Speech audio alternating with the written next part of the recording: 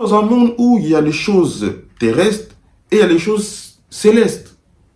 Nous sommes dans un monde où il y a la réalité et la spiritualité. Si vous ignorez ce qui est spirituel, alors vous serez dominé par toute chose qui vient de l'esprit.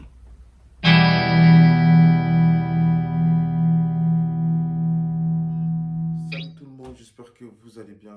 Alors aujourd'hui, je fais encore une autre vidéo. Comme j'avais dit, que chaque week-end, vendredi, enfin, de vendredi à samedi et dimanche, je mettrai une vidéo d'enseignement biblique selon ce que Dieu me dit de dire.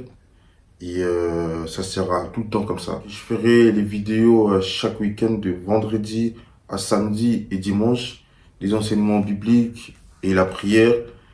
Voilà, aujourd'hui, ça a commencé et que le Seigneur nous enseigne. Parce que nul ne peut prêcher l'évangile sans la sagesse de Dieu, qui est le Saint-Esprit. Tout comme nul ne peut obéir à la parole de Dieu sans le Saint-Esprit, qui est l'obéissance totale à la soumission et à la crainte de Dieu. Donc que le Seigneur vous bénisse en abondance et soyez attentifs à ce que je vais dire et enlevez tout ce qui est distraction à côté de vous. Parce que souvent, quand la parole de Dieu vient dans votre vie, il y a certaines distractions qui s'amènent pour vous empêcher d'écouter et avoir de la connaissance. Donc ces choses-là sont nos ennemis quand il s'agit de la parole de Dieu. Sinon, quand nous sommes dans le monde, ces choses-là ne nous dérangent pas. Mais une fois qu'on vient à Dieu, on essaie d'être attentif à ce que Dieu dit, et on est souvent très dérangé et très distrait. Donc faites attention à tout ce qui vous entoure et que le Seigneur nous aide à travers sa sagesse d'aujourd'hui. Aujourd'hui, le Seigneur parlera par lui-même sans que je fasse aucun commentaire. D'ailleurs, même, j'ai pas à faire des commentaires parce que c'est Dieu lui-même qui enseigne. Parce que nous disons ce que nous savons et nous rendons témoignage des choses que nous avons vues. Donc, le message qu'il m'a dit, c'est de vous demander, savez-vous qui vous prêche l'évangile? Savez-vous qui est en face de vous? Quand vous allez à l'église, quand vous écoutez un prédicateur, quand vous écoutez même moi, savez-vous qui vous parle? Qui est enfant de Dieu? Qui est dans la lumière? Parce qu'aujourd'hui, beaucoup ne savent pas qui prêche. Beaucoup ne savent pas qui les annonce l'évangile. Aujourd'hui, on a plein de personnes qui vont à l'église ou qui vont voir un serviteur de Dieu se faire imposer les mains. Mais savez-vous qui vous impose les mains? Parce que l'homme a la capacité de prêcher l'évangile. L'homme a cette capacité-là, de prêcher l'évangile, de dire que Jésus-Christ est Seigneur. L'homme a cette capacité de dire, la Bible dit, Jésus a dit. L'homme a cette capacité-là. Mais tout le monde ne prêche pas l'évangile selon l'Esprit de Dieu. Il y a une grande différence. Aujourd'hui, les gens ne savent pas qui prêche. Aujourd'hui, les gens ils vont à l'église parce que c'est quelque chose dans lequel ils ont grandi. Je prendrai un exemple sur moi. Moi, j'ai grandi dans une famille chrétienne. Donc, depuis mon enfance, j'allais à l'église. J'avais mes tantes qui me ramenaient à l'église, j'avais ma mère qui me ramenait à l'église, j'avais mon père aussi qui était catholique. Et il y a eu un jour aussi, je suis allé à l'église avec lui aussi. Donc, nous avons grandi dans cette famille chrétienne. Donc, on nous a appris que Jésus est Seigneur, Jésus est Dieu. Donc, nous avons grandi comme ça. Mais, c'est pas parce que j'ai grandi dans une famille chrétienne que cela fera de moi un bon chrétien ou un enfant de Dieu. Il est vrai, nous avons reçu des bases, des fondements. Jésus est Seigneur. Nul ne vient à Dieu que par lui. Personne obtiendra le salut que par lui. Donc, nous avons cette base, je dirais, une base très solide. Et j'ai béni le Seigneur pour la vie de mes parents. Parce que si Dieu n'avait pas mis mes parents la sagesse de m'enseigner la parole, de me parler de Jésus, certainement, j'aurais peut-être pas eu cette grâce-là, d'aujourd'hui, d'annoncer la parole de Dieu par l'Esprit de Dieu. Donc, comme j'ai dit, l'homme a la capacité de prêcher l'évangile. L'homme a la capacité de dire Jésus est Seigneur. Jésus est allé à la croix. L'homme a la capacité. Mais celui qui rend témoignage de Jésus, c'est le Saint-Esprit. L'Esprit de Dieu, Dieu lui-même. Aucun homme peut rendre témoignage de Jésus. Ce n'est pas possible. Si vous entendez quelqu'un dire « Je rends témoignage à Jésus », vous devez savoir qui parle.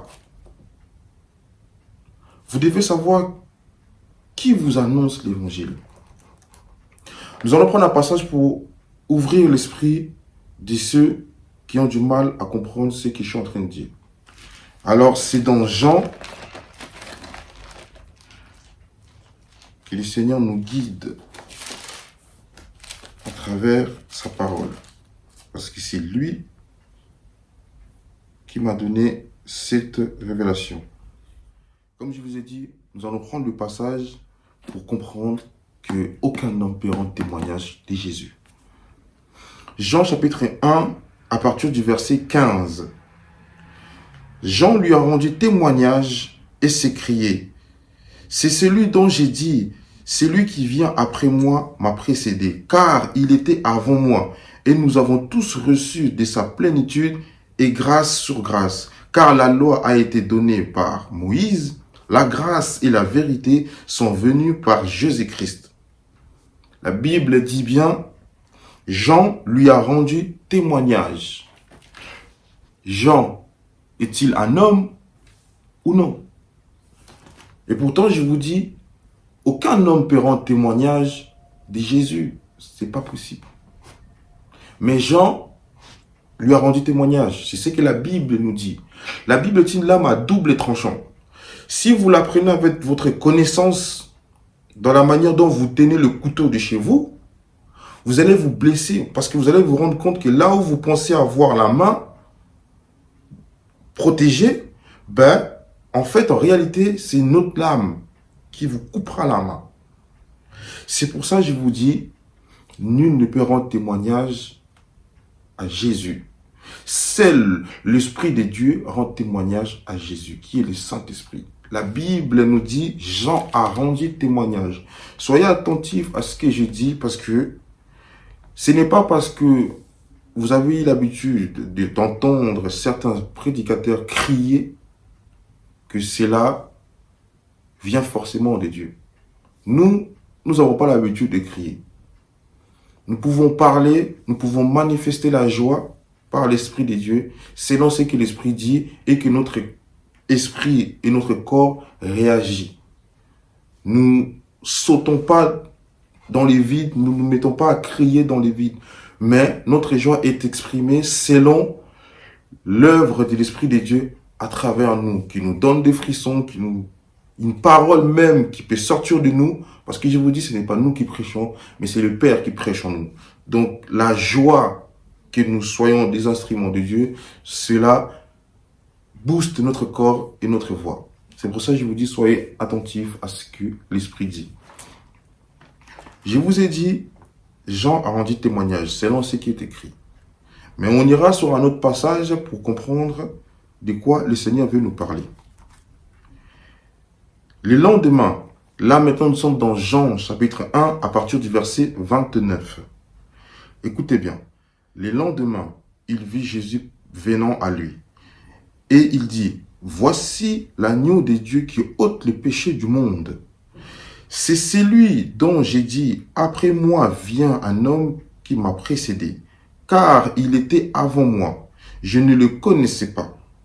Mais c'est enfin qu'il soit manifesté à Israël que je suis venu baptiser d'eau. Jean rendu ce témoignage, j'ai vu l'Esprit descendre du ciel comme une colombe et s'arrêter sur lui. Je ne le connaissais pas, Mais celui qui m'a envoyé baptiser d'eau m'a dit, celui sur qui tu verras l'Esprit descendre et s'arrêter, c'est celui qui baptise du Saint-Esprit.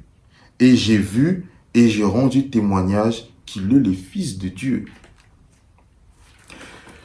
Jean précise bien sur le témoignage qu'il rend. Il dit dans Jean chapitre 1, à partir du verset 33, « Je ne le connaissais pas. » Il parle de Jésus. « Je ne le connaissais pas. Mais celui qui m'a envoyé baptiser d'eau m'a dit, « celui sur qui tu verras l'Esprit descendre et s'arrêter, c'est celui qui baptise du Saint-Esprit. » Et j'ai vu et j'ai rendu témoignage qu'il est le Fils de Dieu. Il a dit, j'ai vu et j'ai rendu témoignage qu'il est le Fils de Dieu. Parce que celui qui m'a envoyé baptiser d'eau m'a dit, quand tu verras l'Esprit descendre du ciel et s'arrêter sur cet homme, c'est celui-là qui baptise du Saint-Esprit. Ça veut dire, celui qui baptise du Esprit Saint. Parce que l'homme, son esprit n'est pas saint. Jésus vient en nous pour que nous soyons saints. C'est pour ça qu'il est écrit, vous serez saints, parce que celui qui nous a appelés est saint. Voilà un passage entre guillemets pour que vous soyez confirmés dans ce que je dis. Jean a rendu témoignage parce que Dieu lui a dit. C'est pour ça que je vous ai dit, nous rendons témoignage de ce que nous rendons témoignage de ce que nous avons vu et nous disons ce que nous connaissons. Nous ne rendons pas témoignage de ce que nous n'avons pas vu. On ne dit pas des choses que nous n'avons pas entendues, mais nous disons ce que nous avons entendu et nous rendons témoignage de ce que nous avons vu. On ne parle pas en vain. Tout le monde a la capacité de prêcher. Mais l'Esprit de Dieu, qui est l'Esprit Saint, qui est l'œuvre de l'obéissance, qui est l'œuvre de la crainte de Dieu, qui est la connaissance et la sagesse et l'intelligence, la richesse et la gloire, c'est lui qui prêche le Saint-Esprit. Si vous décidez de prêcher le Saint-Esprit, vous décidez de prêcher l'Évangile sans le Saint-Esprit, un jour vous allez caler. Un jour, vous allez être bloqué. Je vous dis parce que ce sont l'expérience que le Seigneur m'a fait traverser. Ce n'est pas que Dieu n'était pas avec moi, mais il m'a enseigné afin que je vous avertisse. Nombreux prêchent l'évangile et ceux qui parlent de l'évangile par des sentiments. Attention. Faites attention à ce que vous faites. On ne vient pas à Jésus par des sentiments. Dieu est au-dessus de nos sentiments. Attention. Dire Jésus est Seigneur. Parce que vous êtes allé dans une église et vous avez dansé, vous avez aimé. C'est une bonne chose. Parce que ça veut dire, là où vous êtes allé et que vous avez dansé, vous avez aimé, c'est là où se trouve votre joie, votre paix. Vous comprenez? Votre bien-être. C'est une bonne chose. Mais on n'aime pas Jésus seulement par des sentiments. On aime Jésus par l'obéissance de ce qu'il nous a laissé. Jésus n'a pas dit, c'est celui qui a plus de sentiments pour moi qui héritera les ciels. Mais Jésus a dit, tous ceux qui feront la volonté de mon Père, c'est ceux-là qui iront au ciel. C'est ceux-là, mes vrais disciples. C'est l'obéissance à Jésus. Aujourd'hui, je parle, mais vous ne savez même pas qui vous parle. Vous voyez seulement ces petits garçons qui vous parlent avec sa Bible. Il y a même du scotch un peu. Mais le plus important, c'est que ces choses-là, tout ce qui est écrit soit dans le cœur. Vous voyez seulement ces petits garçons-là. Certains même qui ont marché avec ces garçons, ils connaissent tellement de choses sur lui, qu'avant c'était un débauchard. Avant il buvait de l'alcool, mais il aimait sortir, aller en boîte. beaucoup de fréquentation des femmes et des femmes et des femmes.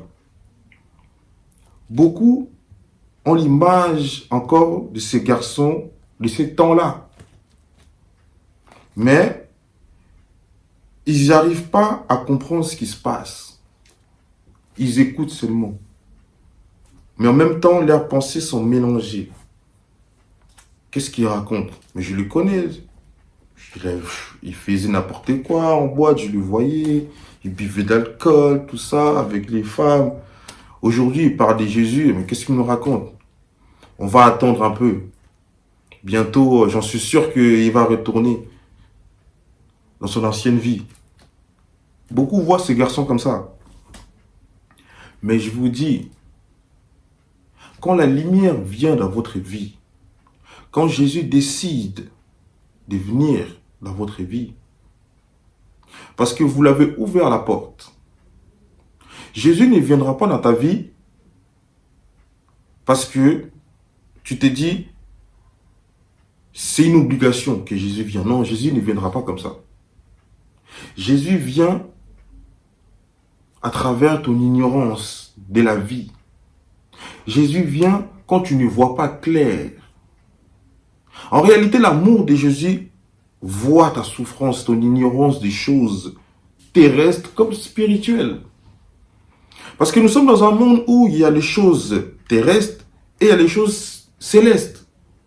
Nous sommes dans un monde où il y a la réalité et la spiritualité. La spiritualité, c'est ce qui est caché de la réalité que vous voyez. Mais en vérité, la vraie réalité, c'est ce qui est spirituel. Ce n'est pas ce que nous voyons avec nos yeux, mais c'est ce qui est spirituel, c'est ce que nous ne voyons pas.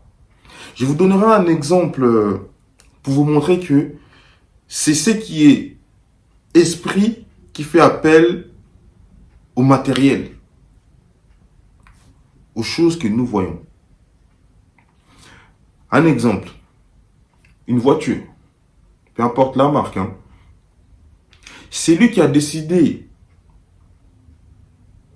de créer une voiture, il n'a pas sorti comme ça. Pour créer une voiture, il a d'abord imaginé dans son esprit, dans ses pensées. Il s'est dit, tiens, je mettrai les phares comme ça, je mettrai le volant soit à gauche, soit à droite. Je mettrai une boîte de vitesses pour passer les vitesses. Ou alors, je ne mettrai pas une boîte pour passer les vitesses, juste une boîte automatique. Je mettrai le roue comme ça. Je mettrai les essuie-glaces. Quelque chose qui fait que non, quand il pleut, on peut voir en conduisant. Ou alors, il s'est dit, tiens, je ferai en sorte que le capot qui se trouve en haut soit un capot de manière qui descend et qui remonte.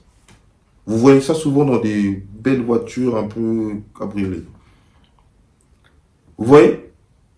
D'abord, il a fait ça en esprit. Il a tout imaginé dans son esprit. Et il a matérialisé dans le physique. Ce qui veut dire, toute chose est d'abord faite dans l'esprit.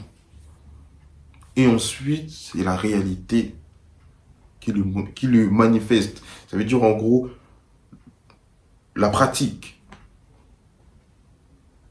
Vous verrez bien, personne ne peut dire, j'ai créé quelque chose comme ça. Non, Dieu seul. Que la lumière soit, et la lumière fut. Même Dieu, même je dirais, oui, Dieu est esprit. Jésus dit à la femme samaritaine dans Matthieu 4, nous allons lire parce que moi je préfère toujours être sûr de ce que l'Esprit me dit, afin que je ne dise pas n'importe quoi. Matthieu 4, verset 22. Jésus dit à la femme samaritaine en lui disant, vous adorez ce que vous ne connaissez pas. Nous adorons ce que nous connaissons, car le salut vient des Juifs, mais l'heure vient, et elle est déjà venue, où les vrais adorateurs adoreront le Père en esprit et en vérité. Car ce sont là les adorateurs que le Père veut, demande. Dieu est esprit, et il faut que ceux qui l'adorent en esprit et en vérité. Dieu est esprit. C'est pour ça que je vous ai donné cet exemple. Toute chose se fait d'abord dans l'esprit. Ensuite, est matérialisée dans le physique. Dieu dit que la lumière soit. Dieu est esprit. Alors si je dois parler ainsi, je dirais, l'esprit dit que la lumière soit et la lumière fut. Que les arbres produisent des fruits, chacun selon leur espèce, et cela fut ainsi. L'esprit a parlé, l'esprit a appelé des choses qui se trouvaient en esprit de venir dans le physique. L'esprit appelle le physique. C'est pour ça qu'il est écrit, il est les dieux qui appellent à l'existence les choses qui n'existaient pas. Lui, il l'appelle à l'existence. Toutes choses ont été créées par lui, à travers sa parole. Le spirituel domine ce qui est physique. Si quelqu'un vous maudit dans l'esprit, vous serez maudit aussi dans le physique. Parce que ce qui est esprit domine ce qui est physique. C'est pour ça que je vous dis, c'est d'abord en esprit que l'homme a créé la voiture et ensuite il l'a matérialisé dans le physique. Si vous ignorez ce qui est spirituel, alors vous serez dominé par toute chose qui vient de l'esprit. Vous serez asservi par cet esprit. C'est soit l'esprit de Dieu, soit l'esprit que je n'ai pas envie de mentionner le nom. Si vous ignorez les choses spirituelles, je vous dis la vérité, c'est dangereux. C'est pour ça que je vous dis, vous devez savoir qui vous parle. N'attendez pas qu'il y ait un scandale pour dire qu'un non, en fait, en réalité, il n'était pas de Dieu. Comment ça se fait que les sorciers savent se reconnaître entre eux? Nous, en Afrique, en Europe aussi d'ailleurs, parce que c'est tous la même chose, ils sont tous pareils. Les sorciers savent se reconnaître entre eux. Un sorcier peut voir, regardez même ça dans témoignages sur YouTube, au lieu de regarder tout et n'importe quoi parfois, prenez le temps de regarder les témoignages des anciens sorciers qui sont devenus serviteurs de Dieu, parce qu'ils se sont reconvertis, ils ont vu que non, les chemins dans lesquels ils étaient n'étaient pas bons. Écoutez ce qu'ils disent. Ils vous diront que nous les sorciers, on arrive à se reconnaître. Donc ça veut dire en gros, s'il voit son collègue sorcier, il va savoir que lui, il est sorcier. Il y a des signes. Il y a d'autres organisations aussi qui ont leurs propres signes pour se reconnaître. Ça peut être, je te serre la main. Ça peut être, je te regarde dans les yeux bien fixement. Ça peut être, je bouge la tête. Ils ont leur manière de se reconnaître. Mais nous, les enfants de Dieu, nous ne savons pas reconnaître ceux qui sont des dieux. Au contraire, soit on les combat, on dit que non, c'est des sorciers, soit on dit, en fait, oh, lui, c'est un bon pasteur, ah oui, lui, je l'aime bien, lui, ah, lui, il prêche bien. Et quelques temps après, bah, on se rend compte que non, en fait, ils n'étaient pas ceux qu'on pensait.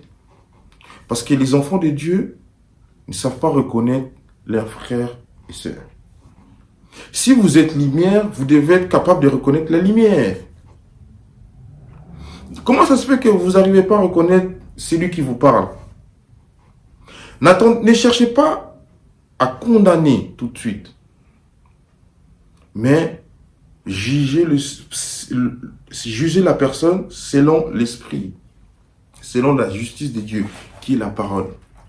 N'écoutez pas seulement la façon de parler, l'éloquence, le bien parler, le bien, comment dirais-je, français. N'écoutez pas seulement l'élocution de la personne parce qu'il parle bien, parce qu'il prêche bien, mais écoutez ce que Jésus dit. Un vrai serviteur de Jésus parlera de Jésus clairement. Un vrai serviteur de Jésus, un vrai disciple, parlera de Jésus clairement. Tout le monde peut dire Jésus est Seigneur. Mais tout le monde ne glorifie pas Jésus. Vous pouvez dire à quelqu'un, ah lui c'est une bonne personne. En même temps vous rajoutez, c'est juste qu'il a un peu ces petits côtés là, un peu parfois qui est un peu énervant, mais c'est une bonne personne. Donc, vous êtes un menteur. Vous êtes hypocrite. Cette personne-là, vous êtes en train de dire aux gens que c'est une bonne personne, mais en même temps, vous rajoutez un mais. Ça veut dire, en gros, c'est pas une bonne personne. Il n'est pas selon vous. Donc, ça veut dire, en gros, quelque part, vous avez des doutes sur lui. C'est la même chose. Jésus est Seigneur. Mais je peux faire par moi-même. Jésus est Seigneur, mais vous pouvez faire tout par vous-même. C'est ça. Vous ne pouvez rien faire sans moi. Vous ne pouvez rien faire sans moi. Je suis l'arbre, vous êtes des branches. Comment veux-tu que la branche porte des fruits sans moi? C'est moi qui le soutiens, afin qu'il porte des fruits.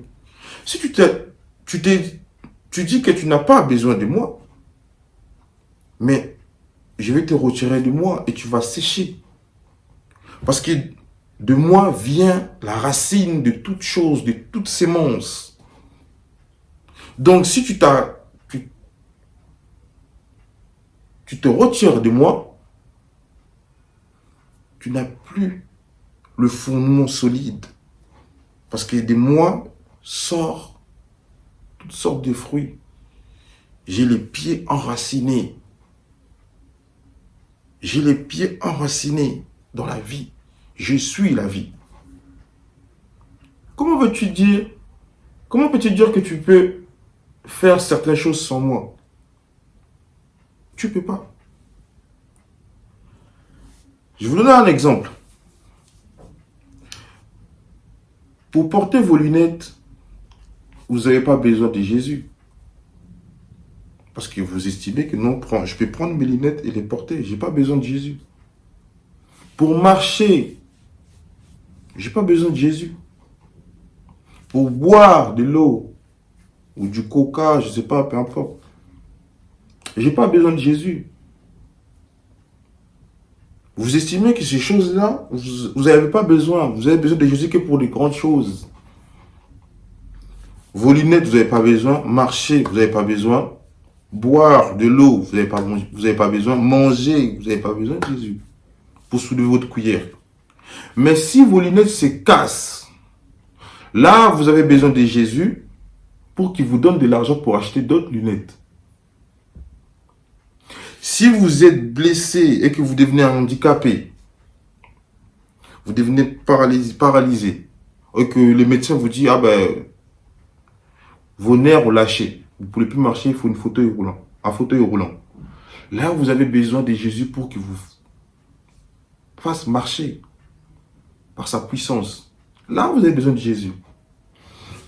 Pour boire de l'eau, du jus ou manger, vous n'avez pas besoin de Jésus. Mais si la nourriture que vous mangez, il s'avère que quelqu'un l'a empoisonné ou qui contenait des choses qui n'étaient pas bonnes pour votre santé, et ensuite que vous tombez malade, là, vous avez besoin de Jésus pour vous guérir. C'est dans non-sens. Comment ça se fait que vous n'avez pas besoin de celui qui vous donne le moyen d'obtenir ce que vous voulez. Vous avez besoin de lui seulement quand vous en avez besoin.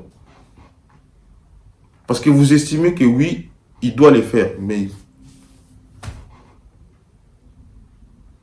vous avez besoin de Jésus pour toutes choses. Quand vous marchez dans la rue, vous avez besoin de Jésus. Dans le nom de Jésus, dans le sang de Jésus, dans le nom de Jésus, dans le sang de Jésus. Je suis en train de dire ça, mais en réalité, vous n'avez pas besoin de parler. Je parle pour que vous compreniez de quoi mon esprit parle.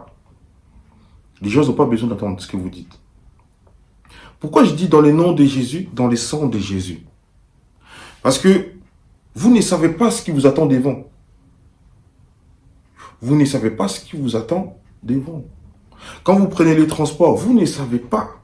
Quand vous allez attendre votre train, vous ne savez pas qui est à côté de vous. Il y a des gens, ils ont été poussés. Le train arrive, quelqu'un le pousse ou quelqu'un le touche un peu parce qu'il est en train de courir pour prendre une place, je ne sais pas, et qui tombe dans les rails. Et le train le passe dessus.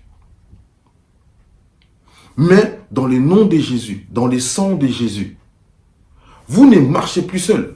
Dès l'instant où vous commencez à dire dans le nom de Jésus, dans le sang de Jésus, vous ne marchez plus tout seul. Vous avez une multitude d'anges avec vous. Et vous verrez, là où le diable a préparé votre destruction, votre mort prématurée, quand vous marchez dans le nom de Jésus, dans le sang de Jésus, les gens peuvent vous appeler. Ah, salut mon frère, ça va? Dans le nom de Jésus, dans le sang de Jésus. Ah, oui, ça va mon frère, comment ça va? Parce que vous ne savez pas qui vous appelle. Si ça se trouve, cette personne-là a été utilisée pour vous appeler, pour vous distraire. Ensuite, celui qui vient derrière, qui vous pousse, que vous tombez dans le train. Alors que si vous avez dans le nom de Jésus, dans le sang de Jésus, et là vous allez voir, l'ange de Dieu viendra à vous. L'Esprit de Dieu vous parlera et dira, recule un peu, va vers là, va directement le voir. Au lieu que vous faites un salut de loin, vous allez directement. Et vous allez voir, la personne qui était chargée de vous pousser, vous zappe, il vous loupe. Parce que le Seigneur vous a retiré du danger. Parce que quand vous dites, dans le nom de Jésus, dans le sang de Jésus, merci Seigneur. Le merci que vous êtes en train de dire pendant tout le chemin, c'est le merci là qui vient prendre place. Merci Seigneur parce que tu m'as sauvé. Parce qu'il est dit, je vous exauce avant même que vous priez. Dès l'instant où tu dis merci Seigneur, Dieu prépare ton chemin. Parce que tu ne sais pas qu'est-ce qui t'attend. L'homme ne sait pas. Il ne connaît pas son lendemain. Ni l'instant à venir. Tout appartient à Dieu. Vous devez savoir qui vous prêche l'évangile. Ne vous laissez pas berner par de belles paroles. Mais écoutez ce que la personne dit. Le diable dit à Jésus, si tu es fils de Dieu, jette-toi du haut de ce temple, parce qu'il est écrit, le Seigneur enverra ses anges pour venir t'attraper, afin que tu ne tombes pas. Jésus lui dit aussi, il est écrit, tu ne tenteras point le Seigneur ton Dieu. Il lui dit encore, il est écrit, Jésus dit, il est écrit, il est écrit, il est écrit. Il est écrit, il est écrit. Tout s'est fait dans la parole de Dieu. Prenez le temps de méditer la parole. Vous verrez, la première fois que vous allez vraiment commencer à méditer, vous aurez sommeil. On est tous passés par là. Vous allez vraiment ouvrir la Bible, vous allez faire comme ça. Mais toi, tu es un Dieu prêt à pardonner, compatissant, miséricorde. Le Seigneur nous a donné carrément ce passage-là. Mais je vais quand même le lire en entier, afin que nous soyons remplis de joie. Néhémie, chapitre 9, à partir du verset 17, mais plus bas. Mais toi, tu es un Dieu prêt à pardonner, compatissant et miséricordieux, lent à la colère et riche en beauté. Il est dit, c'est un Dieu prêt à pardonner, compatissant et miséricordieux, lent à la colère et riche en bonté. Ça, c'est le Seigneur qui nous a donné ces passages. Il vous pardonne. Il est prêt à vous pardonner. Il est miséricorde. C'est que le Seigneur a approuvé ce qui était annoncé aujourd'hui.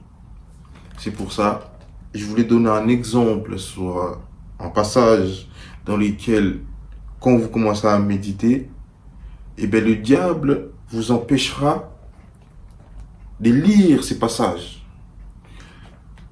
Là où il dit, mais toi tu es un Dieu prêt à pardonner, compatissant et miséricordieux, lent à la colère et riche en bonté. Le diable vous empêchera de penser, de lire à ça.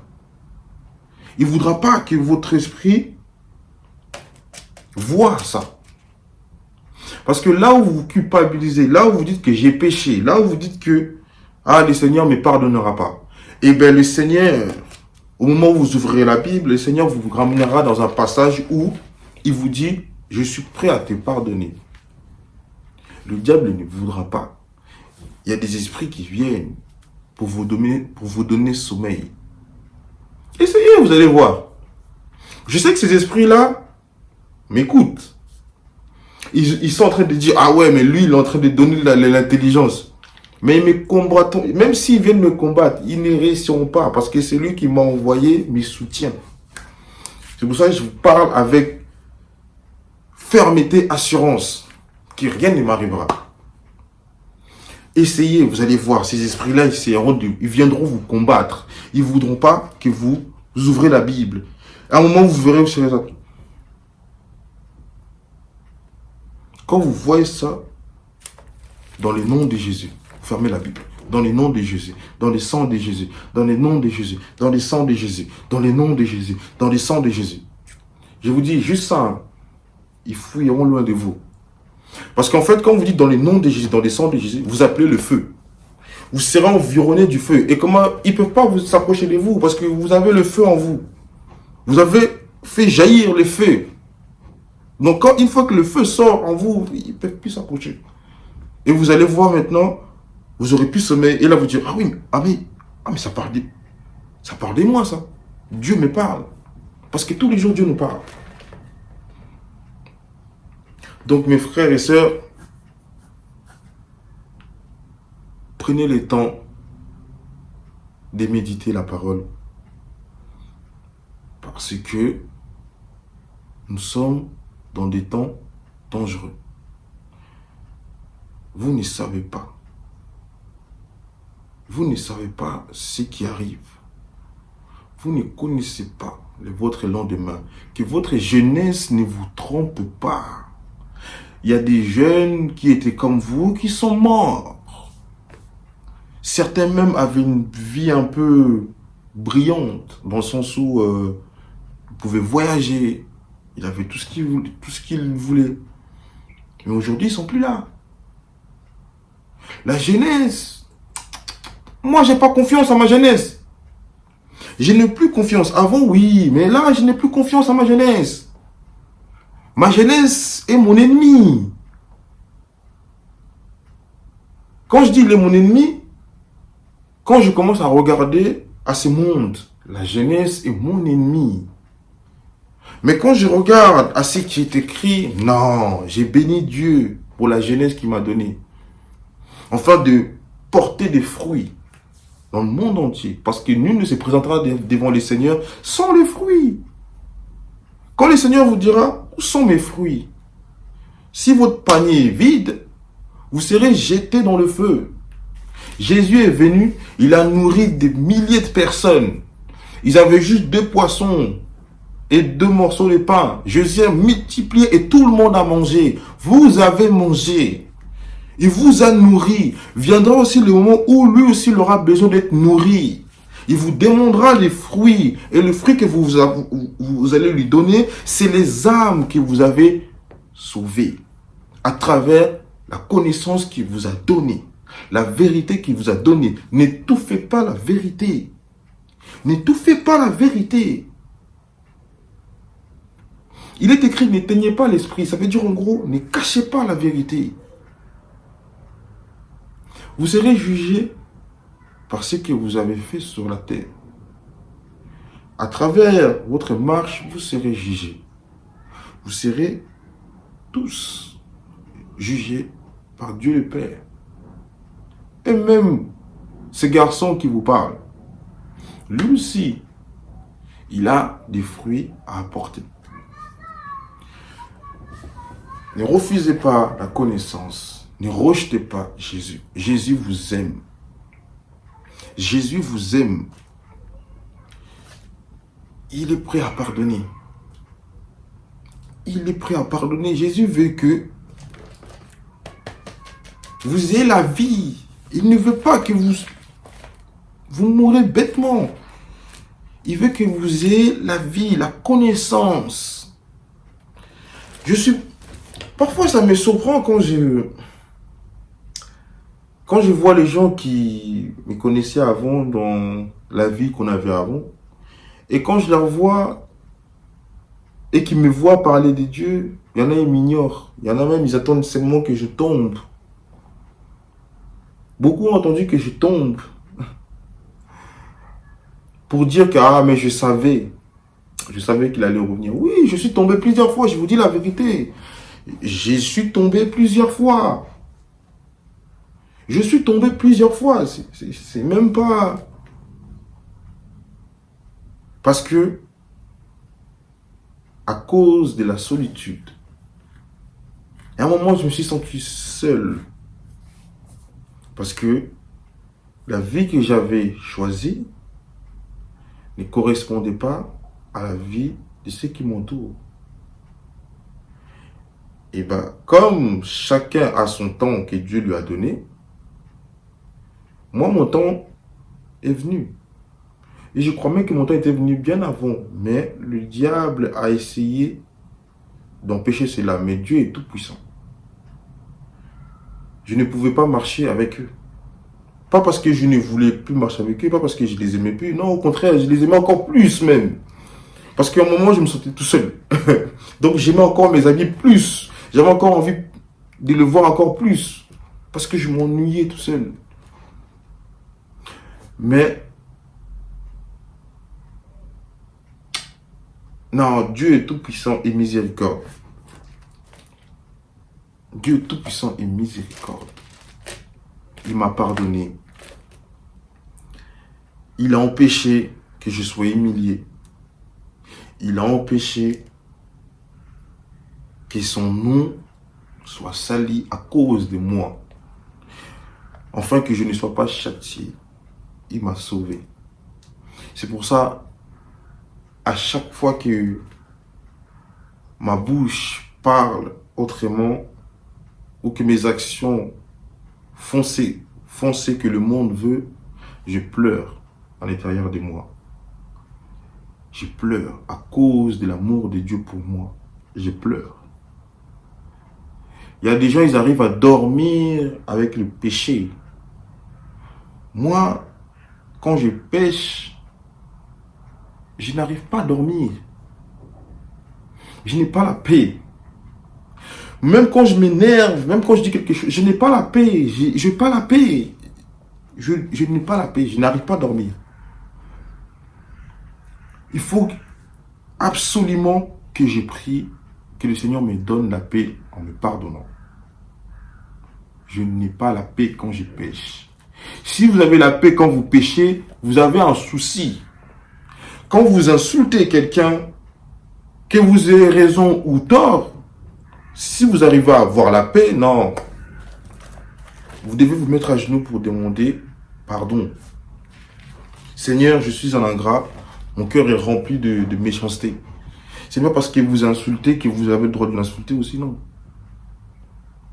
Mais si vous commettez des choses que Dieu n'aime pas et que vous arrivez à dormir, vous avez un gros problème. Que le Seigneur vous bénisse à tous ceux qui ont eu le temps d'écouter, vous et votre famille. Et à très bientôt. N'oubliez pas les messages d'aujourd'hui.